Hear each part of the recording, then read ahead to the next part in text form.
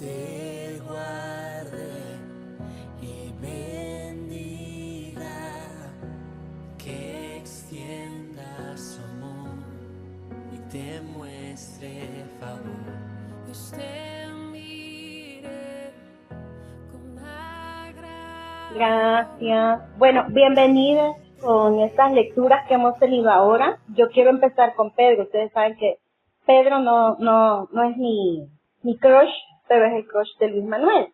Sin embargo, creo yo que Pedro, justamente en esta primera carta, en este versículo 4, tiene unas frases que son muy importantes y que yo creo que como comunidad, en este proceso en el que actualmente nos encontramos como comunidad, no debemos de olvidarlas.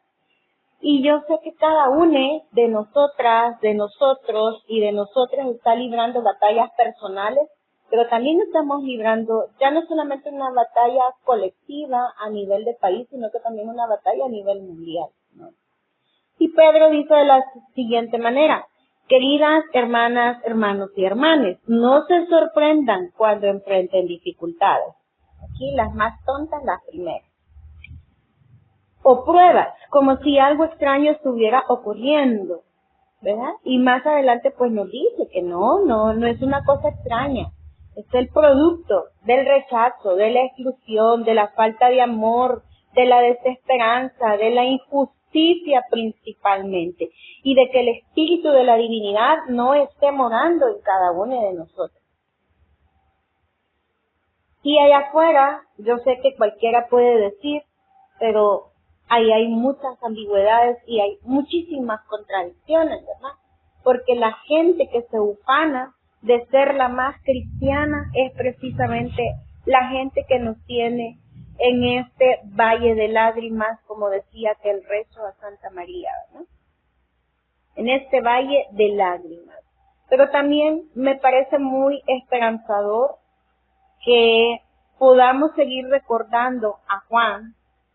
Yo aquí destapando a todos los pastores de esta comunidad y a todos sus avatars que tenemos, ¿verdad? Porque ustedes saben, Alvarita es más de Juan, es su representación energética. Me parece a mí que lo de Juan, más que ser un evangelio, es como una oración, es como una petición que está haciendo, un diálogo, una conversación desde su espíritu divino interno hacia el resto de la comunidad de Jesús. Y quiero que nos sintamos en ese momento. Quiero recordarles también que Juan no solamente fue colocado durante muchas centurias como el discípulo amado, y con esto no quiero decir que Juan no fuera uno de los discípulos amados de Jesús, ¿verdad? Pero sabemos que ese papel le correspondía a Santa María Magdalena. Pero Juan era de los más jovencitos. Y yo creo que aquí vale la pena también profundizar un poco desde el lugar desde donde Juan está hablando, porque creo que aquí no hay nadie que no haya sido jovencita, amorosa y candorosa, con ese espíritu inocente por la vida. Todavía, dice Calvin. Todavía pecamos de inocentes, ¿verdad? Entonces, imagínense a este Juan, pero Juan tenía claro algo. El autor, porque no fue Juan directamente quien escribe su evangelio, y también esto quiero que lo tengamos en el contexto, ¿no? El autor que escribe a Juan lo va a hacer allá por el año 90 después de Jesús. Y estamos hablando que Juan era una persona sumamente jovencita. Yo me imagino a Juan, que andaba ahí de berrinchudo con Jesús, como de unos 14 años. Metido igual que todos los bichos. Preguntón igual que todos los bichos. Pero también la persona que logró empaparse más. ¿Por qué razón? Porque cuando estamos jóvenes, nuestra inocencia hace que precisamente tengamos mayor apertura para aquello que no es desconocido y que no es parte de la norma. Nosotras aquí curtidas, viejas, ¿verdad? Aquí quizás Bueno, de los que están aquí, el que vino así jovencito, virgencito, espero yo, ¿verdad? Fue Isaí. Miren qué rojito se puso. Ah. Así sigo, va a decir.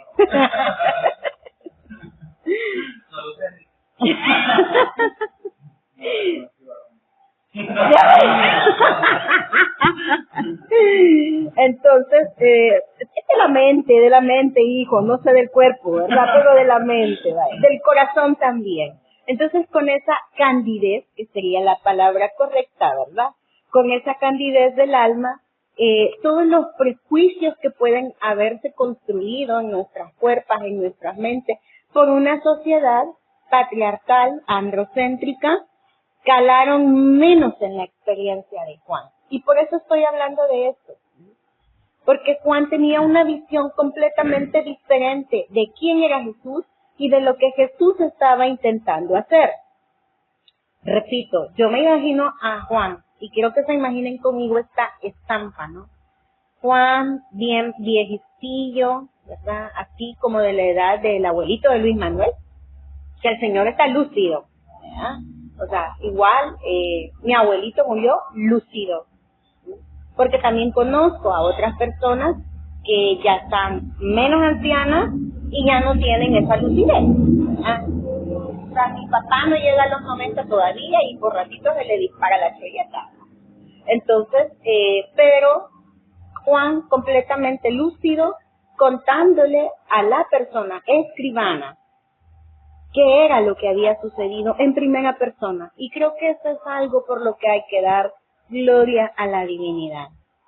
Porque alguien en primera persona pudo narrar los hechos de los apóstoles. Y a eso era lo que quería llegar. Y de las apóstolas, por supuesto, ¿no?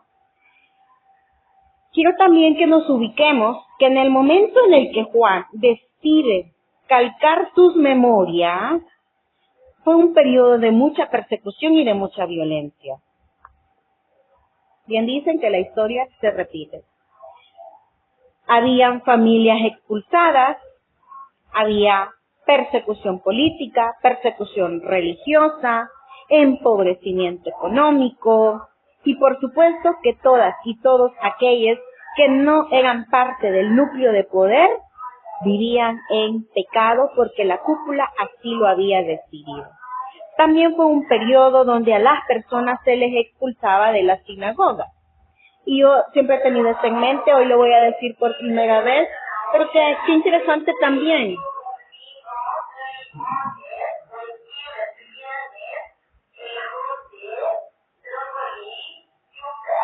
Le faltó mencionarnos a nosotras, le faltó mencionar las papayas.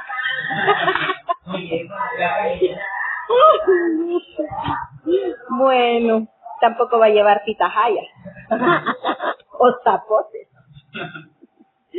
Por cierto, hoy es un día muy especial. ¿Alguien sabe qué día es hoy?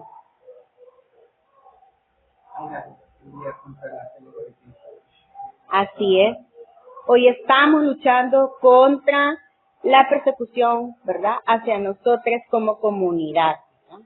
Entonces, quiero que nos imaginemos ese contexto también como un contexto de persecución para las personas diversas. Ay, por la vida que lo tenía en la punta de la lengua hace poquito, pero les confieso que no lo escribí. Se me ha olvidado cómo se llaman estos dos seguidores de Jesús que eran homosexuales y de estas dos mujeres también que eran parejas y que se logran casar. O sea, hacen ahí todo su tramapaz y logran tener un matrimonio igualitario en estos tiempos de persecución. Pero lo que les quería decir antes que la venta de tipianes, pepinos, pasara, ¿verdad?, al mejor postor dejó la señora. Deben de estar. ¿Ah? Ay, no sé por qué. Pero es discriminación porque no lleva papayas ni zapotes. Ah, bueno. Nos conformamos con las tetas. Lo que quiero decir con esto es que a mí me parece bien interesante cómo hasta que son los hombres quienes no pueden entrar a las sinagogas, que eso es lo que está denunciando este versículo de Juan 17, para que lo recordemos, está denunciando la no permisión del acceso a la sinagoga para todas esas personas que acabamos de mencionar, ¿verdad? Para las personas del matrimonio igualitario, para las personas empobrecidas, para las personas gentiles, para las personas conversas. Todas ellas fueron expulsadas de las sinagogas. Y qué interesante que hasta entonces se dan cuenta que hay que luchar por el acceso igualitario a la sinagoga. Antes no. Pero ¿alguien sabe a dónde estaban las mujeres para poder escuchar la palabra de la Torá? Ni siquiera atrás. Estaban afuera del templo y habían unos microaberturas donde las mujeres solo podían poner los ojos o el oído. Nada más. Porque si no, podían pervertir el Espíritu de Dios. Entonces, ¿se imaginan ese pensamiento de que el Espíritu de Dios se va a pervertir porque las mujeres tengan su cuerpo presente adentro del templo? Entonces es hasta que los hombres, ¿verdad?, aunque fueran diversos, son expulsados de la sinagoga, empieza una lucha por la accesibilidad igualitaria, ¿no? Esta semana, porque ustedes ya saben que yo no me voy a parar aquí sin hacer también activismo político, esta semana hemos visto una de las cosas más aberrantes que pueden haber: la utilización de la Virgen de Fátima para generar más adormecimiento político, empleando, por supuesto, la violencia y la manipulación religiosa para situar y consolidar las bases de un poder fáctico. Iglesia y Estado. Y no me voy a cansar de decir que en esta comunidad, pionera en la lucha por la laicidad del Estado, ¿verdad?, porque ha sido esta comunidad precisamente la primera en hablar acerca de terrorismo religioso, violencia religiosa y violencia espiritual, promoviendo el Estado laico. No hemos tenido tampoco un posicionamiento fuerte para esto que pasó. En una iglesia cuyo ladrillo anda costando de $1,500 a $2,500, este señor decide aparecer. Cerrar la calle, traer todo su séquito, no sé si se vino en el helicóptero, maldito. Maldito porque le ha costado vidas al pueblo salvadoreño tener ese helicóptero. Maldito porque nos ha encarecido la vida y porque las personas cada vez están logrando menos adquirir su canasta básica. La canasta básica está subiendo $15 semanales y no ha parado porque no existe nadie que esté regulando el mercado. Nadie, absolutamente nadie. Y esa es la peor perversión que puede haber. Pero para consolidar su perversión y para darla por sentada, tiene que tener también estos amarres con la iglesia, ¿no? Con el otro poder. Y es un poder fáctico porque no está dentro de la estructura del Estado, pero existe. Pero también me parece aberrante la hipocresía, ¿no? Porque seguimos utilizando la cristiandad católica, romana y apostólica para consolidar gobiernos de facto, gobiernos inconstitucionales, para seguir también posicionándonos de que somos un pueblo cristiano. Y eso se llama supremacía cristiana y supremacía blanca además. Y si le ponemos a esto un análisis interseccional, ¿cuántas personas pobres estaban afuera de esa iglesia? Yo no sé si vieron las noticias, pero si no las han visto, de verdad que les invito a que las vean. La gente pobre estaba afuera, y habían puesto vallas para que la gente no entrara. Como que si la gente no hubiese tenido derecho a la adoración a la Virgen de Fátima en un templo que para mí es del pueblo. Yo no tengo $1,500 para darle un ladrillo a los legionarios de Cristo, que además son el ala más radical de la Iglesia Católica, Apostólica y Romana. Los del Opus Dei. Pero amparados en los legionarios de Cristo, que son los que han andado ahí vestidos de machos fachos, militares de la iglesia, soldados de Cristo, pidiendo los $1,500 por cada ladrillo. Entonces traigo esto porque el contexto es constantemente de ruptura.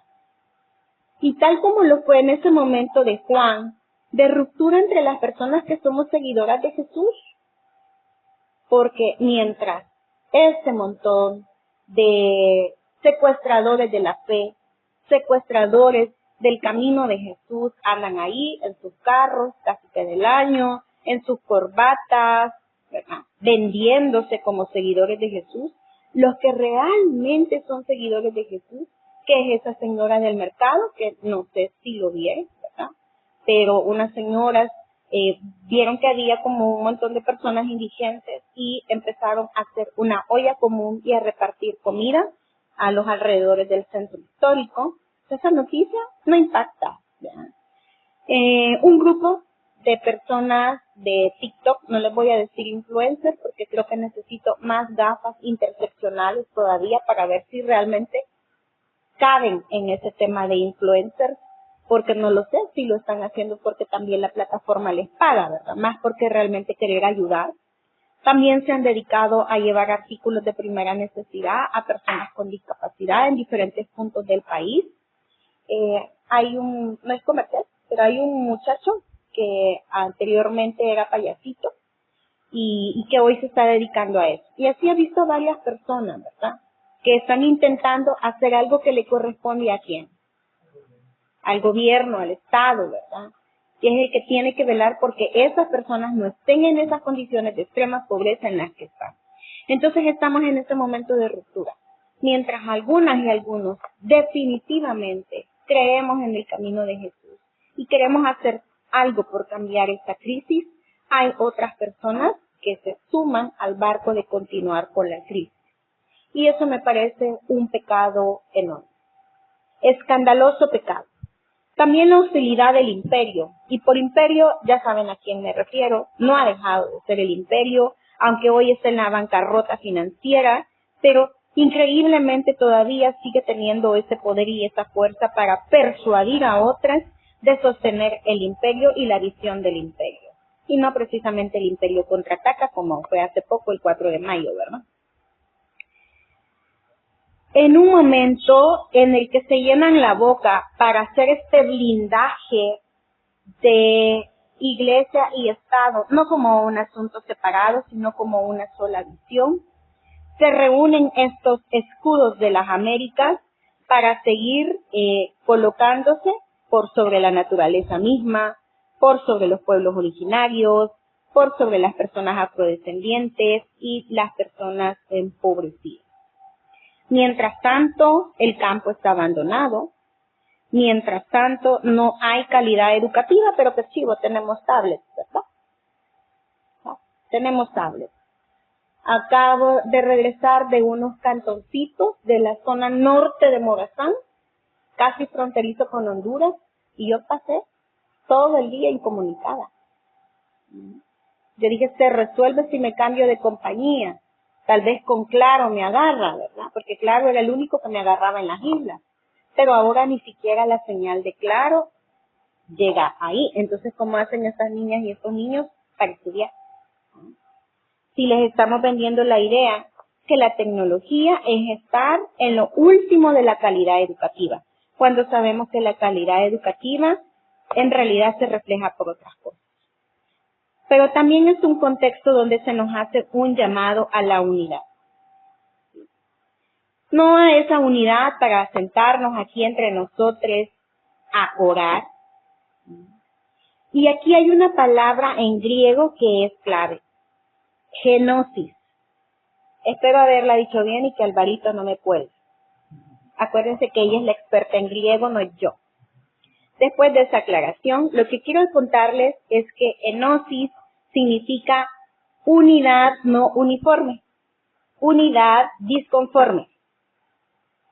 Y con esto creo yo que podemos hacer una cisma dentro de la sociedad. Tampoco me voy a cansar de seguir haciendo el llamado a hacer cisma y no cisma. La ruptura solamente va a venir desde adentro.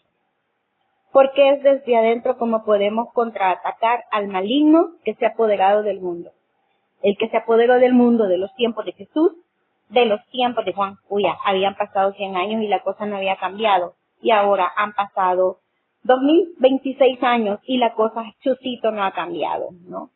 Ese maligno sigue allí vivo como una herida abierta en nuestros pueblos, en nuestras historias, en nuestras vidas mismas, ¿no? Y yo creo que es momento también de transformar las narrativas de la iglesia y por eso voy a hacer este llamado a la cisma. Es momento que empecemos de llamar abominación a lo que realmente es abominación, ¿no? Este maligno unificado que ahora ya sabemos que tiene un nombre y un apellido. Y es eso, creo yo, al final lo que nos da una vida eterna. Es eso al final lo que nos salva de la muerte. Porque hacemos un cambio, una transformación de los pueblos. Y estamos llamadas y llamados como seguidores de Jesús a dar la vida por los otros. Fíjense bien, en Juan 17:15 hay una frase que es más como una súplica que hace Juan. Yo no ruego que quites los males del mundo, sino que nos guardes del maligno. Para mí, acuérdense que esta es una persona que estaba escribiendo a nombre de Juan. Y para mí es todo lo contrario. Para mí debemos de pedirle a la divinidad que nos dé la sabiduría en primer lugar, para ser altamente creativas y creativos, de tener una respuesta ante este mundo de malignidad, desde el acompañamiento, desde el cerrar también nuestras filas, desde el seguir, ¿verdad? Promoviendo nuestra teología queer feminista, desde seguir posicionándonos como hijas e hijos de Jesús y de Dios mismo en masculino, porque creo que también va a ser clave políticamente recuperar esa noción de ser hijos de Dios, del Dios en masculino en el que creen los pachos machos, de seguir colocando a Santa María Magdalena al centro como primicia y testiga de la resurrección, para seguir llamándonos también entre nosotros hermanes y para seguir sirviendo a Jesús desde las cosas pequeñas y cotidianas que hacemos, pensadas y sentidas en Él, por Él y en Él, pero también desde lo que hacemos por nuestros más próximos, entendiendo que son las personas que realmente yo tengo cerca y que probablemente, como le he dicho anteriormente, para continuar con el mensaje de hace 2 semanas, ni siquiera me he tomado el tiempo, que no me va a llevar más de un par de minutos, para pegar una llamadita, para escribir un texto y preguntarle, Magdalita, ¿cómo estás esta semana? Voy a orar por ti. Y con eso quiero cerrar, con un llamado a la oración y a que hagamos definitivamente campañas masivas de oración, tal como nuestro amado Juan nos está pidiendo, ¿no? Dediquemos tiempo, pongámoslo ahí en el grupo. Miren, se van a dar cuenta que se convierte en una ola. Esta semana, como lo hemos dicho en el Oasis muchas veces, esta semana voy a orar por fulana, sutanito y perenceje, ¿verdad? Y se van a sumar más personas a seguir orando. No permitamos que la desidia, la desesperanza nos alejen de ser quienes somos, hijos amados de la divinidad. Amén.